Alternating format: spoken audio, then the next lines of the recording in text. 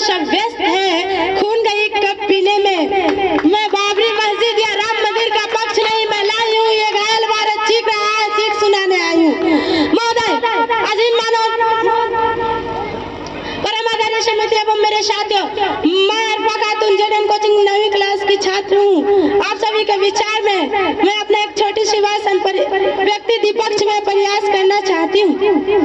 महोदय, दर्द हंसते तब गुजरने लगता है जब मेरे आंखों के सामने ताज पुलवामा छत्तीसगढ़ में शहीद हुए जवानों की सत विसत शरीरें नजर आती है। महोदय, अब तिरंगा झंडा भी हमसे पूछने लगा है, क्या बात है भारत, आजकल फहराने से ज्यादा कफन में दफनाने का काम क्यों आ रहा हूँ। महोदय, आजीन मानवाधिकारों के कारण आतंकवादियों की और बंगलों की आकाएं में नफली हंसती है। शहीद हुए जवान के आंगन की तुलसी रोती है।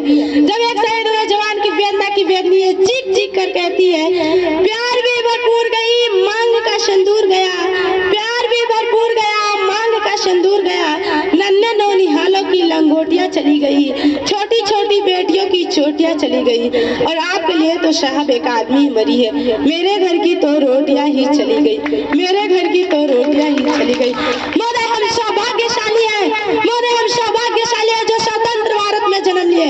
जब हम फिरंगियों के फेरे में फंस गए थे तो ये रंग दे बसंती छोलों की एक आवाज पे टोले के टोले उमराते थे। जब हम फिरंगियों के फेरे में फंस गए थे तो ये रंग दे बसंती छोलों की एक आवाज पे टोले के टोले उमराते थे। वंदे मातरम में आने वाले खून में 5-5 डिग्री के अंग्रेजी संस्करों के जड़ में तूफान ला देते थे। लोग मर जाते थे, मिट जाते थे, फांसी चढ़ जाते थे, वो भी अपनी देशभक्ति साबित कर रहे होते थे, क्योंकि उस दौर की देशभक्ति की कटौती थी। लोग मर जाते थे, मिट जाते थे, फांसी चढ़ जाते थे, क्योंकि उस देश की देशभक्ति की कटौती थी। आज इन मानवाधिकारों के कारण आतंकवादियों की और बंगली की नफली में आकाएं हंसती है। शहीद हुए जवान की वेदनी की वेदना ये चीख चीख कर कहती है।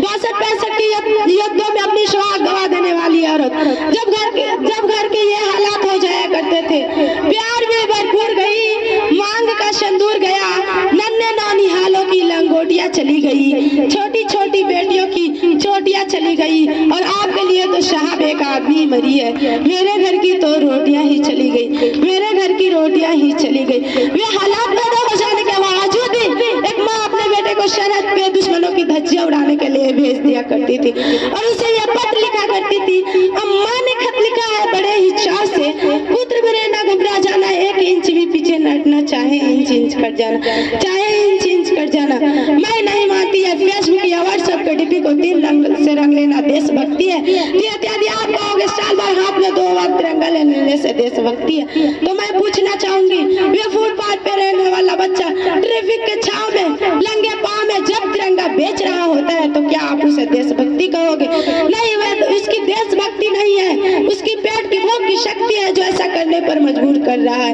महोदय, उसकी पेट की भूख की शक्ति है जो ऐसा करने पर मजबूर कर रहा है। जो पेट के भूखे होते हैं ना वे मस्जिद को जानता है, न वे शिवालों को जानता है। जो पेट के भूखे होते हैं ना वे सिर्फ भोजन के निवालों को जानता है, वे सिर्फ भोजन के निवालों को जानता है।